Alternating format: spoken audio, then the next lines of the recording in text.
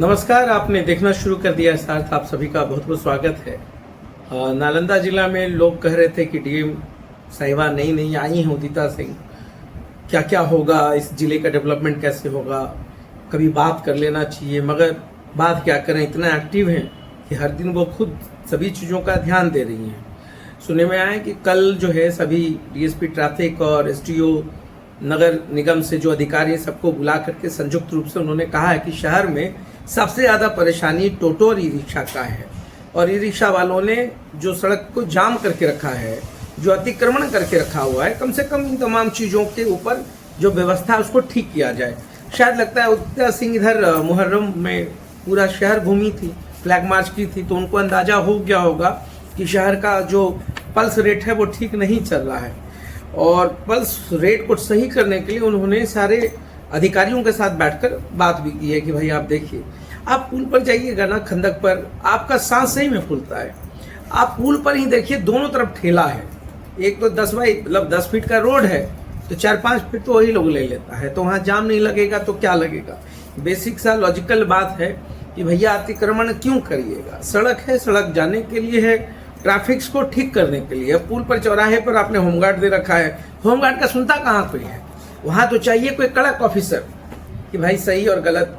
तो वहाँ पर तो प्रतिनियुक्ति वो भी होमगार्ड के वैसे जवानों की जाती है जिनका उम्र जो है एक पड़ाव पर आ चुका है। और इसी कारण से बहुत सारे जो ये पॉकेट से जाम वाले, आप पुल पर जाइए, खंदक पर जाइए, डॉक्टर्स कॉलोनी जाइए। डॉक्टर्स कॉलोनी क्या है ना, पूरे शहर का लाइफ लाइन है, आप मानिए चाहे नहीं मानिए, सभी को तो जरूरत उधर ही पड़ता है ना। डॉक्टर्स कॉलोनी में अच्छे अच्छे डॉक्टर्स है, सब शहर में है। मगर डॉक्टर्स कॉलोनी पुराना हब है, तो पेशेंट्स को जाना है तो आप खंदक पर जाम करके रखे हुए हैं। कोई इमरजेंसी होगा भाई, किसी घर की औरतों को इमरजेंसी होगा, किसी बच्चों को इमरजेंसी होगा, किसी व्यक्ति को इमरजेंसी होगा, फिजिशियंस हैं, सर्जन से सब लोग हैं। भैंसासुर में भी डॉक्टर्स है, वहां पर भी वही हाल है। भराव पर फ्लाईओवर बना था, कैसा फ्लाईओवर बना है, अभी भी जाम की वही स्थिति है। नीचे वाले लोग जो हैं सुनते नहीं हैं। अब कुल मिलाकर सिविक सेंस की बात हो जाती तो सिविक सेंस अप्लाई करने के लिए डंडा तो चलेगा नहीं। सिविक सेंस अप्लाई करने के लिए खुद के सेंस को ठीक करना है।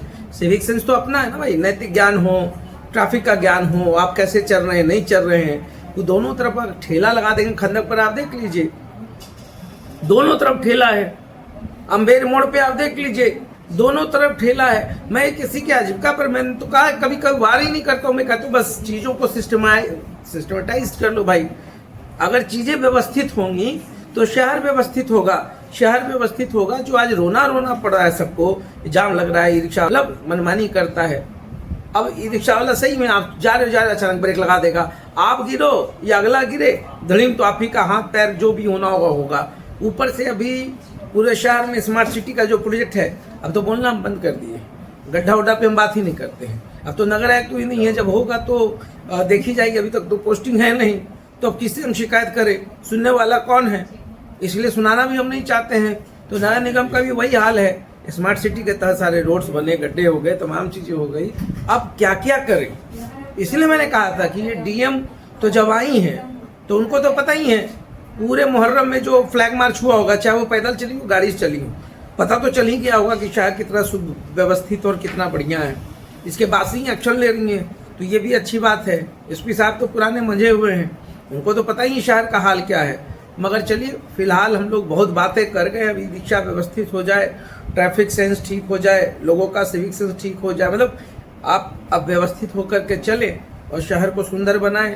अब उदिता सिंह नई डीएम है, इन्होंने अच्छी पहल की है, मुझे अप्रिशिएट करना चाहिए। मगर हम चाहेंगे कि आप जो है जिलाधिकारी हैं, कम से कम डॉक्टर्स, इंजीनियर्स, शिक्षकों के साथ, बुद्धिजीवियों के साथ, पत्रकारों के साथ, एडवोकेट्स के साथ, इंजीनियर्स के साथ बैठ कर बात करिए। लोगों से पूछिए जिला में क्या परेशानी है, क्योंकि आपके नवरत्न तो कभी कुछ बताएंगे नहीं। जो दरबारी में बैठे हुए लोग हैं वो आप तक बात पहुंचने नहीं देंगे। तो जिला का ही लोग बताएगा ना कि हाँ ये परेशानी, एक्चुअल परेशानी क्या है।